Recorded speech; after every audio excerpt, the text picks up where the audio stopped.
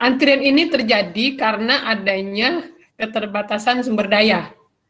Bisa jadi itu sumber daya fasilitas pelayanan, bisa jadi itu sumber daya orang yang melayani, bisa jadi juga ya, itu yang disebut dengan keterbatasan sumber daya.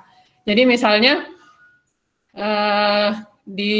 yang sering kita antri itu di bank ya, kita antrinya itu sering di bank. Kenapa antri seperti itu? Jadi karena memang orang yang datang itu lebih banyak daripada orang yang bisa terlayani pada suatu waktu. Seperti itu nggak ya?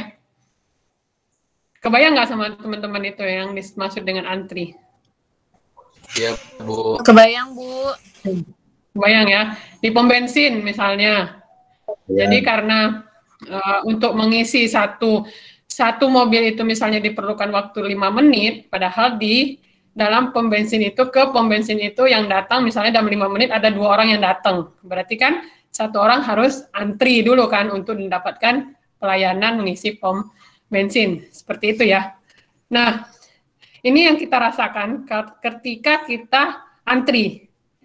Adanya ketidaknyamanan, rasa jengkel ya muncul, lama banget gitu ya, kita bosen gitu ya. Nah, juga menyebabkan adanya pemborosan. Di sini misalnya ada pemborosan waktu, pemborosan tenaga, pemborosan biaya juga karena adanya antri ini. Nah, dengan antri ini juga muncul adanya biaya tidak langsung dan juga adanya biaya langsung. Biaya langsung ini misalnya kalau kita melakukan antri, kita beli minum dulu, haus karena kepanasan misalnya antri. Jadi itu adalah biaya langsungnya. Nah, biaya tidak langsung, misalnya contohnya itu adalah karena antri kepanasan, misalnya kelamaan, terus pusing gitu, sakit kepala, nah nanti habis itu beli obat atau misalnya ke dokter, nah itu biaya tidak langsung dari adanya antri. Seperti itu ya. Kebayang kan? Kebayang, Bu. Karena adanya antri ini menimbulkan permasalahan ini. Sebenarnya sih semua kita ini sebenarnya sudah mengalami yang disebut dengan namanya antri ya. Nah, kalau di sini yang perlu kita pelajari itu adalah bagaimana mengelola antri karena kita sebagai pemilik fasilitas pelayanan. Nah, sebelum sampai ke sana, ini saya sampaikan dulu bahwa model antrian ini dikemukakan oleh ini nih A.K. Erlang pada tahun 1909 sampai dengan 1910. Ya, sudah lama ternyata teori ini.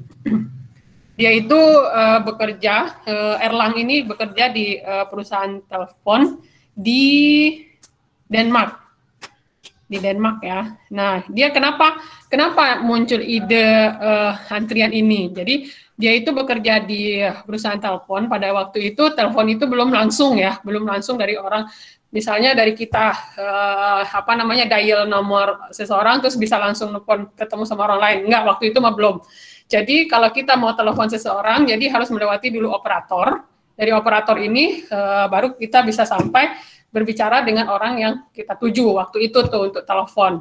Nah, jadi orang yang mendapatkan layanan dari operator ini semakin lama semakin panjang gitu, semakin lama orang nunggu gitu. Nah, makanya si Erlang ini memunculkan teori model antrian, seberapa banyak orang yang antri dan berapa lama orang itu antri. Nah, seperti itu yang diciptakan sehingga dia menciptakan model antrian ini.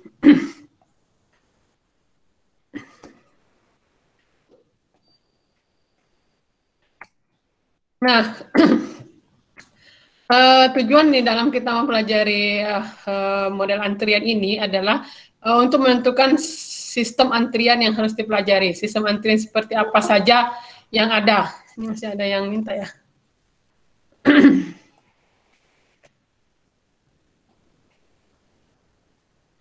Nah,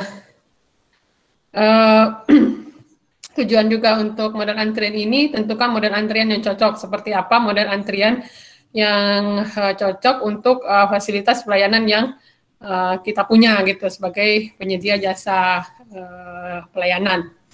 Nah, gunakan formula matematik atau metode simulasi untuk menganalisis model antrian. Nah, nanti kita akan menggunakan model matematik bagaimana kita melihat satu antrian.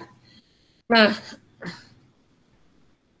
selanjutnya, nah ini contoh-contoh adanya antrian.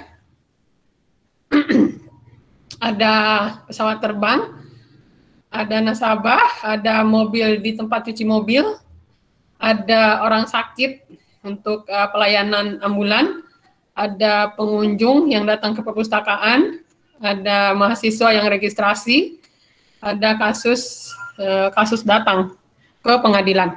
Nah, jadi di dalam antrian ini ada yang disebut dengan masukan. Di sana juga ada sistem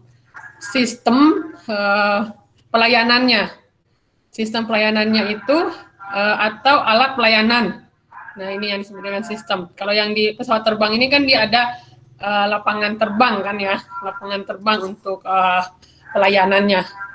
Fasilitasnya ini ada landasan pacu.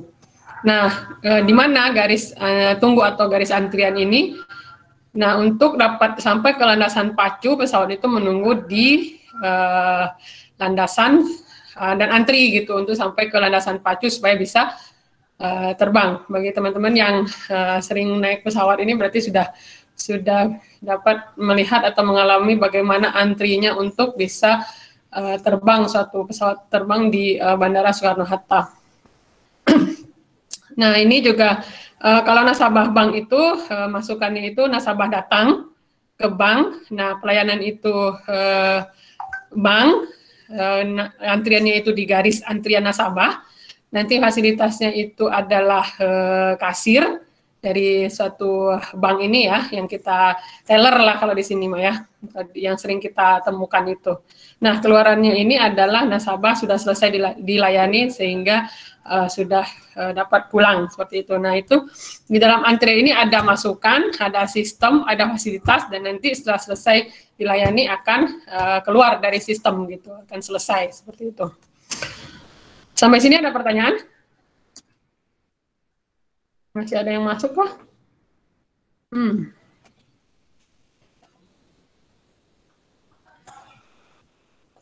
Ada pertanyaan? Ini masih kebayang ya antrian ini ya seperti apa?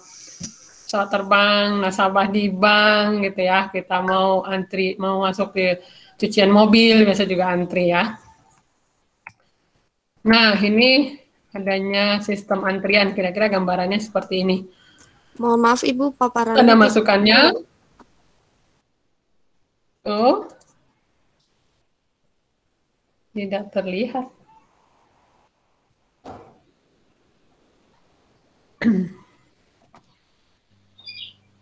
Ini sudah ya? Muncul, Bu. Ini belum Bu, baru sekarang Bu, udah ada lagi. loading ya? Udah ya Bu.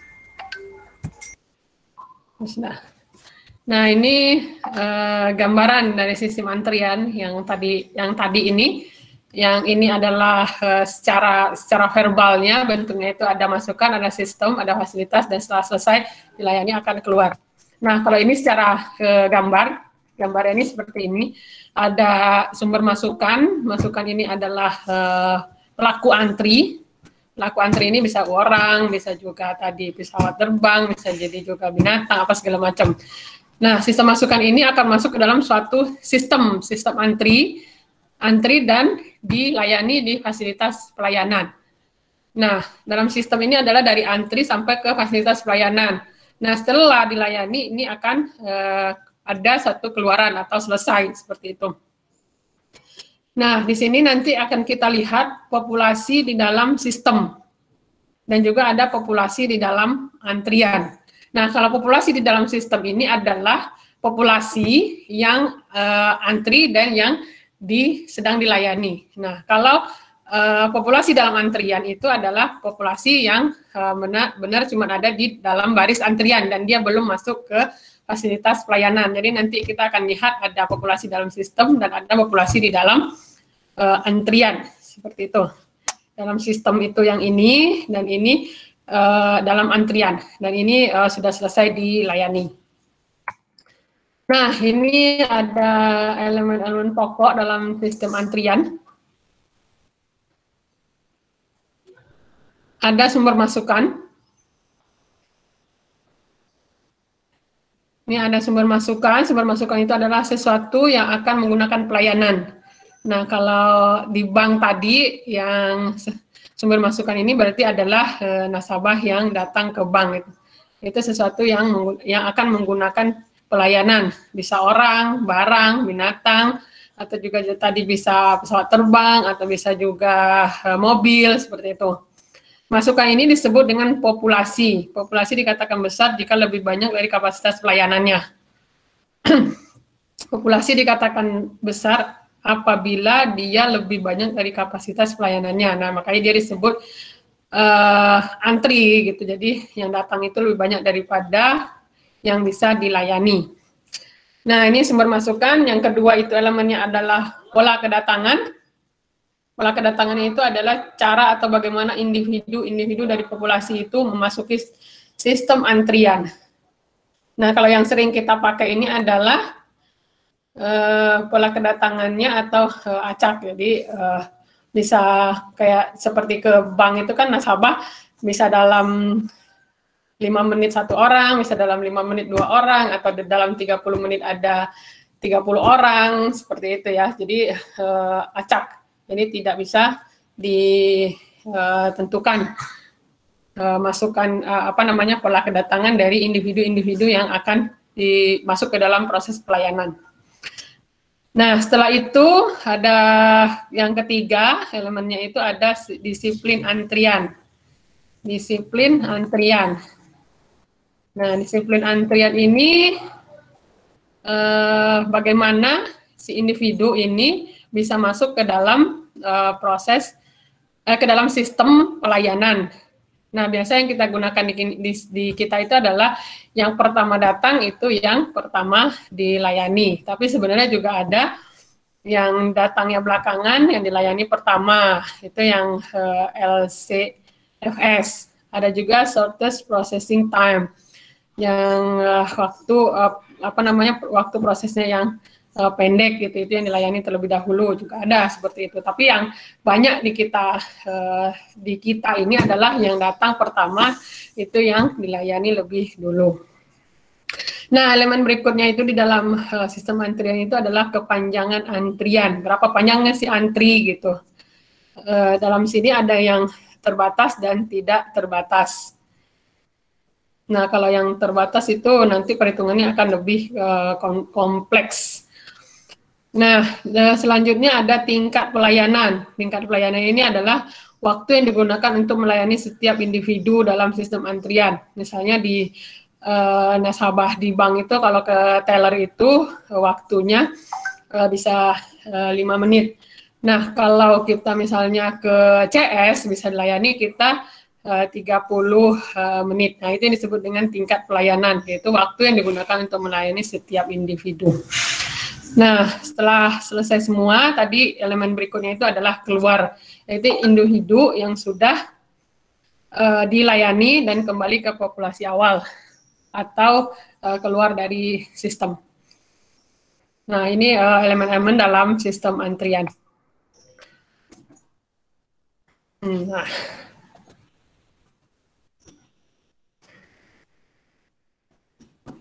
selanjutnya ini ada struktur antrian atau model antrian ini. Ada yang single channel, single phase. Nah, gambarnya seperti ini. Dan tadi gambar yang pertama ada populasi yang masuk, ada antrian, ada fasilitas pelayanan, dan juga keluaran. Nah, juga yang kedua itu ada jenisnya single channel tapi multi phase. Jadi fasenya itu ada lebih dari satu. Kalau ini kan fasenya satu, masuk terus dilayani langsung keluar. Nah, kalau yang single channel ini masuk dilayani, nanti berikutnya masuk lagi ke antrian berikutnya, baru dilayani ke fasilitas yang berikutnya, seperti itu. Jadi ini bisa dua prosedur seperti ini. Jadi ada 2 fasilitas pelayanan. Nah, bisa juga jadi 3 atau 4 atau 5. Misalnya seperti kita melakukan pendaftaran ya. Pendaftaran waktu saya dulu masuk ke Bayang itu waktu masuk pertama kali kuliah. Nah, setelah masuk pertama kali kuliah itu sudah antri ke meja 1, sudah antri untuk meja 1. Setelah itu dilayani di meja 1, habis itu lanjut lagi mau ke meja 2, ternyata antri juga untuk dilayani meja 2. Nah, lanjut nanti sampai ke meja yang 9, semuanya itu lalui dengan proses antri. Nah, itu yang disebut dengan single channel multi fase ya. Jadi fasilitas pelayanannya itu lebih banyak. Nah, model berikutnya itu ada multi channel single fase. Jadi seorang masuk bisa memungkinkan untuk ke beberapa fasilitas pelayanan. Nah, ini mungkin antrian kita yang di bank ya, tellernya itu misalnya ada 5, ada 6, seperti itu ya. Kita masuk bisa nanti ke teller 1, teller 2, ke teller 3, gitu kan bisa milih. Nah, itu struktur antriannya disebut dengan multi-channel single fase. Nah, yang keempat ini ada multi-channel multi-fase. Nah, ini lebih banyak lagi, fasilitasnya banyak dan proses antriannya juga banyak. Sampai sini ada pertanyaan?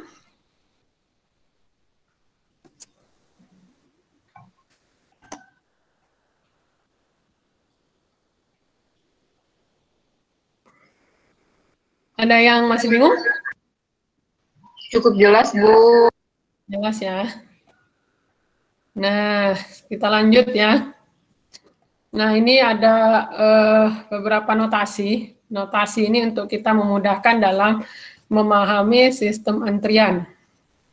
Ada N, biasanya itu adalah jumlah pelanggan atau jumlah yang memerlukan fasilitas pelayanan.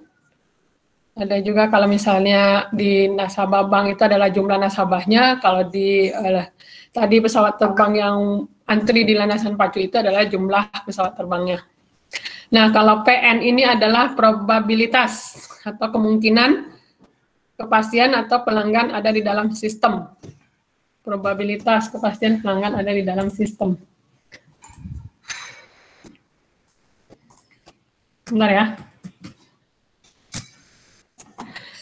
Nah, ada juga ini yang ketiga notasi dalam sistemnya ada lambda. Dibacanya ini lambda ya. Lambda ini adalah jumlah rata-rata pelanggan yang datang per satuan waktu. Jumlah rata-rata pelanggan yang datang per satuan waktu. Bisa ya kira-kira diterjemahkan? Kalau mu, ini mu adalah jumlah rata-rata pelanggan yang dilayani per satuan waktu.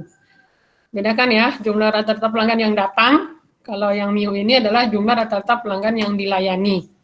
P0 itu adalah probabilitas tidak ada pelanggan dalam sistem. Jadi tidak ada pelanggan itu 0. Nah, P itu sama dengan adalah tingkat intensitas fasilitas pelayanan. Intensitas berarti mungkin kegunaan fasilitas pelayanan. Misalnya, contohnya adalah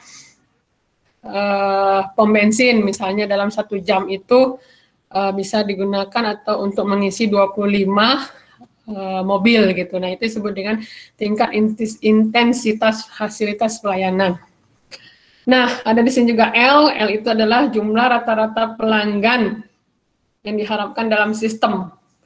Nah, ada lagi LQ, jumlah pelanggan yang diharapkan menunggu dalam antrian. Bedakan ya, L itu adalah pelanggan yang diharapkan dalam sistem, berarti jumlah pelanggan yang datang sampai jumlah pelanggan yang keluar gitu, itu adalah yang dalam sistem. Kalau LQ ini adalah pelanggan yang di dalam antrian, jadi masih di dalam proses antrian dan belum masuk ke fasilitas pelayanan, itu adalah LQ. Nah, W ini adalah waktu yang diharapkan oleh pelanggan selama dalam sistem. WQ adalah waktu yang diharapkan oleh pelanggan selama menunggu dalam antrian. Jadi waktu W ini pasti lebih lama daripada waktu WQ ya, karena dia itu adalah W itu adalah waktu total di dalam sistem, kalau WQ itu adalah waktu yang di dalam antrian saja, belum sampai ke belum ditambahkan waktu yang di dalam proses pelayanan. Nah, 1 per mu waktu rata-rata pelayanan, 1 per lambda adalah waktu rata-rata antar kedatangan. Dan di sini ada S, itu adalah jumlah fasilitas pelayanan. Nah, ini harus diingat-ingat ya. Apa itu N, apa itu mu, apa itu P, atau apa itu rho ya. Ada W, ada L gitu. Nah, ini persamaan matematik yang sering digunakan di dalam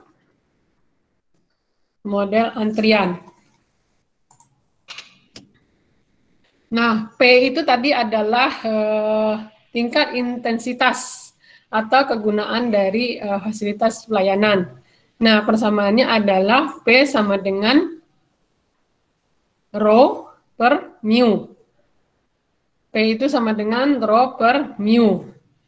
Nah, Pn itu sama dengan Ppn dikali dengan 1 min P. Ini adalah probabilitas tadi ya. Pn itu adalah probabilitas N pelanggan di dalam sistem. N pelanggan itu adalah berapa banyaknya pelanggan yang ada di dalam sistem ya, itu adalah Pn. Nah, L itu rumusnya adalah P dibagi 1 min P atau sama dengan juga lambda per mu dikurangin lambda. Nah, ini L itu tadi adalah jumlah pelanggan yang diharapkan di dalam sistem. LQ rumusnya adalah P kuadrat dibagi dengan 1 min P, kalau sudah diketahui P-nya.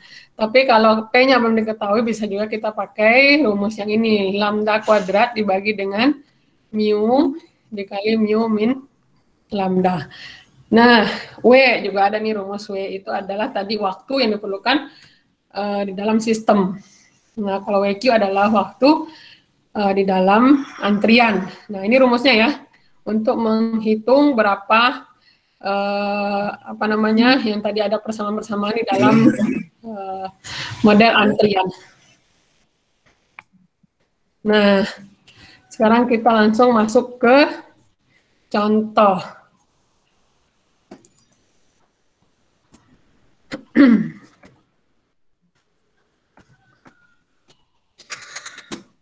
Nah, ini contoh itu ada PT Siar ya, dia mengoperasikan 1 buah pom bensin dengan 1 operator. Di sini cuma ada satu pom bensin dengan 1 operator, berarti fasilitas pelayanannya cuma 1.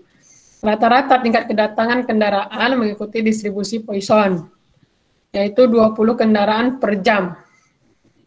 Tadi itu apa ya? Rata-rata kendaraan 20 kendaraan per jam yang datang. Kalau kita masukkan ke rumus ini, kira-kira yang diketahui apa ya? Rho ya, jumlah pelanggan, rata-rata pelanggan dalam waktu. Jadi kalau di sini diketahui adalah 20 kendaraan per jam, berarti itu yang diketahui adalah rho-nya. Nah, operator dapat melayani rata-rata 25 mobil per jam. Dengan waktu pelayanan setiap mobil mengikuti distribusi probabilitas eksponensial. Ini yang tadi yang saya terangkan di depan itu, kalau kedatangan dengan distribusi Poisson, kalau pelayanan dengan probabilitas eksponensial. Nah, nanti ini belajarnya itu di statistik inferensia ya, probabilitas distribusi Poisson dan probabilitas eksponensial. Tapi di materi ini untuk riset operasi tidak ditanya distribusi Poissonnya seperti apa, probabilitas eksponensialnya seperti apa, nggak ditanya. Nanti cuma diberi keterangan kalau ikuti distribusi Poisson dan distribusi probabilitas eksponensial. Nggak akan disuruh menghitung. Nah, di sini juga sistem antriannya adalah MM1.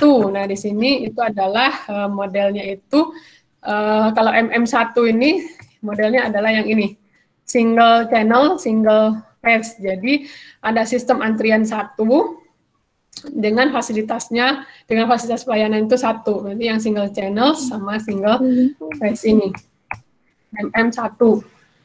Nah, yang ditanya di sini adalah berapa tingkat intensitas pelayanan dari pom bensin ini.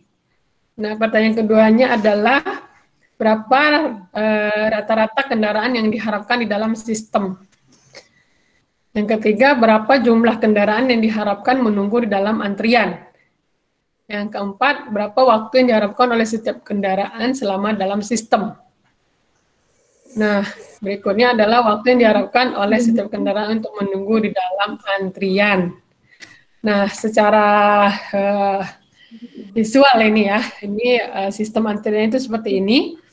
Ada kedatangan mobil, itu 20 mobil per jam, menunggu di antrian. Nah, di sini cuma punya satu pom bensin. Bisa melayani 25 mobil per jam. Setelah pengisian, nanti mobil akan keluar. Jadi modelnya itu adalah model yang single channel, single phase. Sampai di sini ada pertanyaan?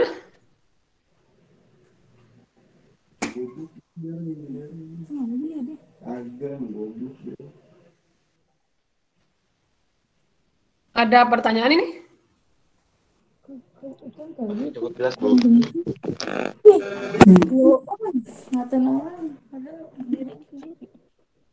Di contoh soal ini sampai ke sini kira-kira yang ditanya sudah bisa dipahami nih. Yang diketahui itu adalah jumlah kendaraan yang datang, itu 20 kendaraan per jam. Yang bisa dilayani 20 mobil per jam. Nah, kira-kira yang diketahui itu apa ya?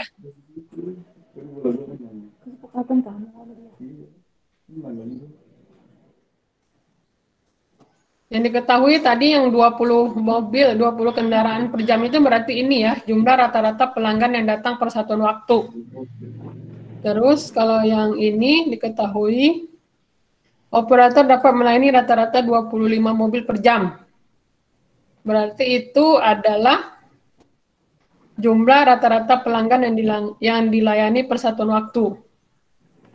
Ini berarti satuannya jam ya. Kalau yang tadi ini adalah datangnya 20 mobil per jam, kalau ini dapat dilayani 25 mobil per jam.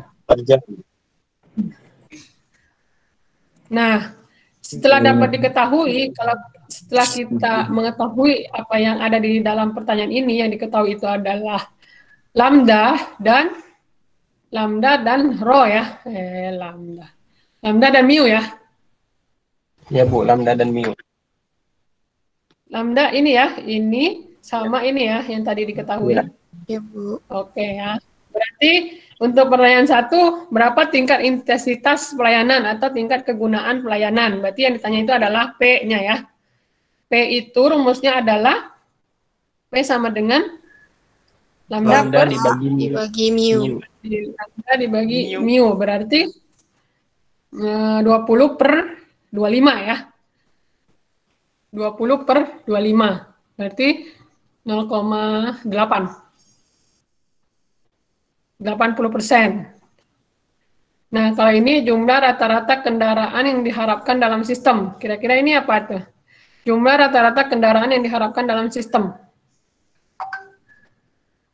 Jumlah rata-rata kendaraan yang diharapkan dalam sistem. Ini L ya. Jumlah. L.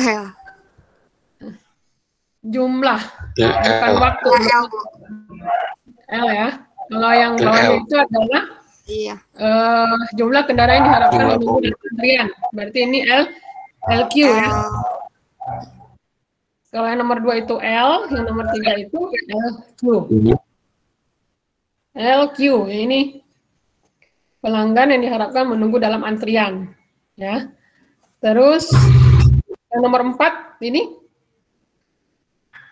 waktu yang diharapkan oleh setiap kendaraan selama dalam sistem. Kembali ke sini berarti waktu berarti ini ya. Waktu yang diharapkan oleh pelanggan selama dalam sistem. Berarti W. Terus kalau yang 5, waktu yang diharapkan oleh setiap kendaraan untuk menunggu dalam antrian. Berarti WQ ya. WQ.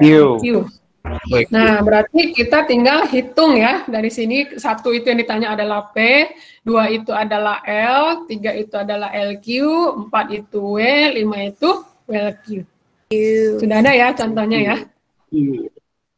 Ya, Bu. Nah, ini lambda 20, mu 25. Berarti yang satu itu 0,8. Nah, ini sudah ada penjelasannya ya di PPT ini ya. 0,8 angka tersebut menunjukkan bahwa operator akan sibuk melayani kendaraan selama 80% dari waktunya.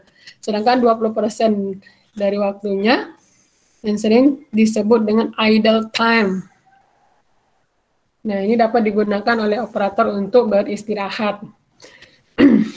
Karena fasilitas pelayanannya 25, yang datangnya 20, berarti dia sebenarnya tidak terjadi antrian ya, karena cuma tingkat intensitasnya 80%.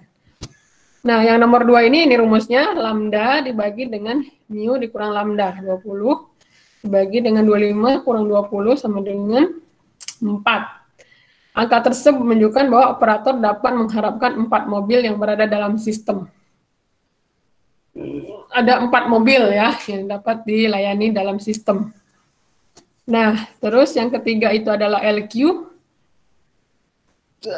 Dapatnya 3,2.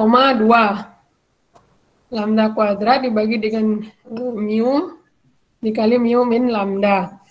Dapatnya 3,2. Berarti angka tersebut menunjukkan bahwa mobil yang menunggu untuk dilayani dalam antrian sebanyak 3,2 kendaraan. Antrinya 3,2 kendaraan, kalau yang tadi total yang dilayani itu ada 4 kendaraan. Nah, waktunya 0,2 jam ya. 1 per mu dikurang lambda, itu dapatnya 0,2 jam. Jadi angka tersebut menunjukkan bahwa waktu rata-rata kendaraan menunggu dalam sistem selama 12 menit. Jadi totalnya mulai dari datang, dia antri, sampai dia dilayani waktunya 12 menit. Nah, kalau yang nomor 5 itu adalah dia di dalam antrian, berarti dia harus menunggu 9,6 menit, baru dia masuk ke proses pelayanan, baru dia dilayani. Nah, setelah 12 menit berarti dia sudah selesai dan sudah dapat keluar dari sistem. Berarti waktu melayaninya itu berarti 12 menit dikurangi dengan 9,6 menit. Berarti waktu pelayanannya adalah 2,4 menit ya. Karena dia total di dalam sistem, waktunya mulai dia datang masuk ke antrian, terus dilayani waktunya 12 menit. Nah, sedangkan waktu dia untuk antri sebelum dia dilayani itu waktunya 9,6 menit. Sampai sini ada pertanyaan?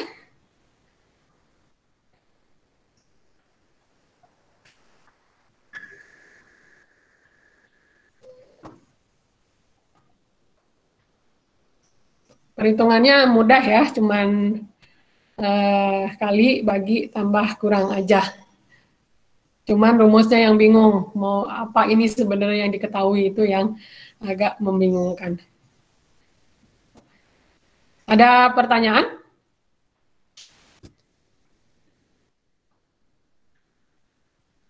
Nggak ada kayaknya ya, sudah semua?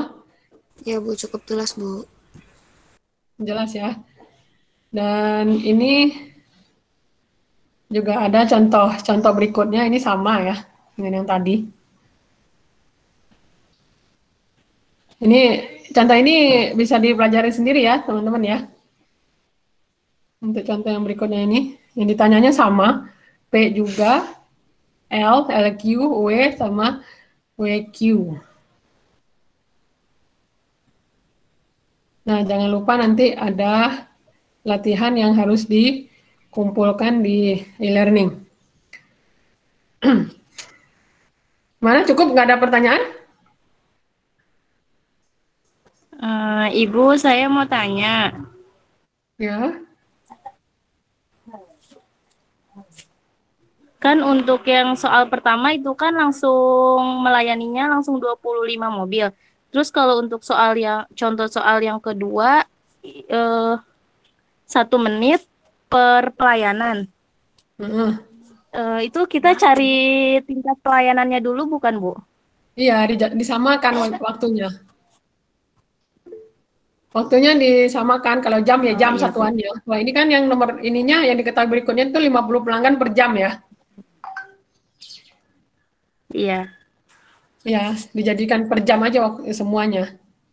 Jadi tetap yang diketahui itu adalah Jadi, lambda ya. Yang diketahui lambda dan jadi gini ya Bu, rho. Mm-mm. dan Ro. Waktunya dijadikan jam Jadi gini semua. ya Bu, misalnya. Jadi kan Mhm. ini kan 1 menit per pelanggan, berarti 1 jam itu 60 pelanggan Pelanggan. gitu ya Bu. Iya. Oh iya, baik Bu, terima kasih. Iya sama, soalnya sama yang tadi cuman diputar aja ini sedikit. Ada pertanyaan lagi? Nah, berarti untuk soalnya itu kan yang soal yang kuisnya itu 15 menit. Berarti 60 dibagi 15 menit dulu, begitu Bu, untuk soalnya. Waktu pelayanan adalah 15 menit per pelanggan dengan distribusi eksponensial. Ya, dijadikan per jam. Jadi 1 jamnya berapa gitu kan. Kalau ini kan yang apa ini? Mio-nya ya. Mio-nya 2 pelanggan. Kalau RO-nya 15 menit berarti ada berapa dalam 1 jam. Jadiin 1 jam waktunya sama. Jadi dapat angkanya nanti. Ini berapa? Kalau yang tadi kan 1 menit berarti 60 pelanggan ya. Kalau yang ini Jadi 4 pelanggan 40 gitu kan. Ya. ya Bu, bukan? Ya, seperti itu. Pelanggan 4, jadi Bu. 4 pelanggan, 60 bagi jadi 4 15. pelanggan gitu.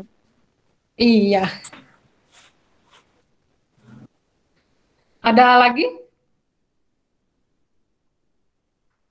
Nah, nanti yang membedakan misalnya ada yang apa namanya si